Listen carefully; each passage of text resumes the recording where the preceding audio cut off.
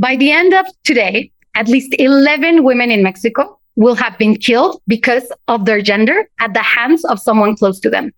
7 out of 10 Mexican girls and women have experienced some sort of violence.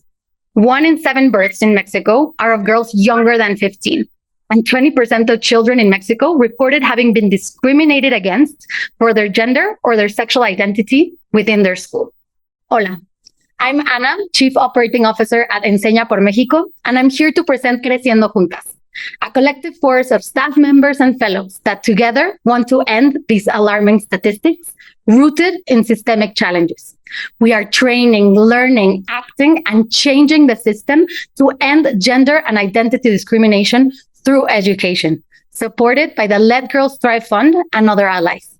I lead this initiative because my commitment to end gender inequity stems from a very personal place.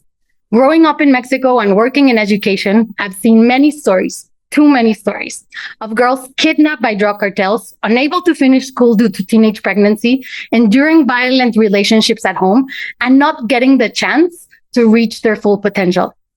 Creciendo Juntas means growing together. And it started with a few questions. Are we as organizations acting as we want the system to act?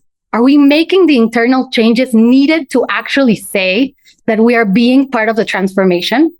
Gender equality requires us to act on that conscious leadership we strive to develop.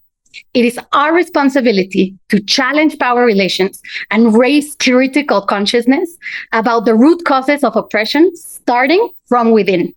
By training, supporting, and reflecting along with staff, fellows, experts, and community members, we're ensuring that our day-to-day activities and strategies incorporate human rights and gender perspectives.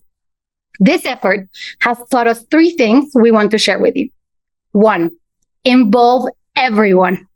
Every person in the organization has to understand that each role is crucial to the success of this initiative. Education organizations often ask those working in the field to implement projects without making the profound changes they suggest in technical, operational, programmatic, and administrative areas. Involve external experts and local organizations as well that can give feedback and strengthen what you are doing.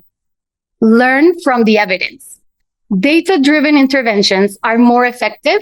By measuring, identifying needs, challenges, and successes, we can create a program that not only addresses gender disparities, but also creates lasting, meaningful change, adapting our strategies over time by identifying what works and what doesn't. Let communities and fellows lead the way. In order to ensure that education becomes a tool for empowerment, inclusion, and real societal change, fellows are determined to listen to and amplify the voices of those most impacted.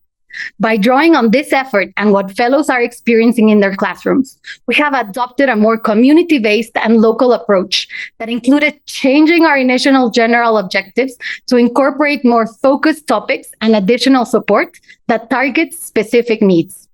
What started with 20 fellows has grown to 100 fellows and 50 staff members, impacting thousands of students, empowering girls and young women through safer educational environments. Additionally, we have implemented gender-responsive practices, such as increasing maternity and paternity leaves and incorporating a menstruation leave, changing recruitment, evaluation, and ongoing support processes to question unconscious biases, and establishing an inclusive language framework.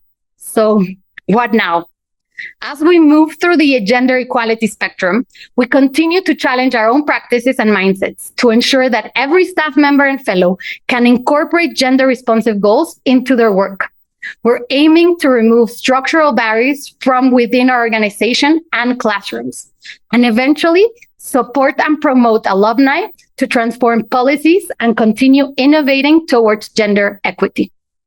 Finally, it is crucial to understand that gender equity strategies in educational contexts must be intercultural, intersectional, and anti-racist, or real equality will never happen.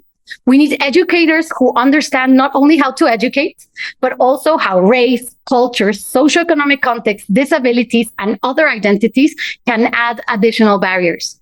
True equity in education isn't just about opening doors. It's about ensuring that every door leads to a path where every individual, regardless of gender, identity, or background, can walk freely, thrive, and lead.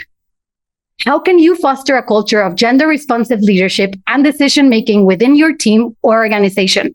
What will you do today to challenge the systems that keep this injustice in place?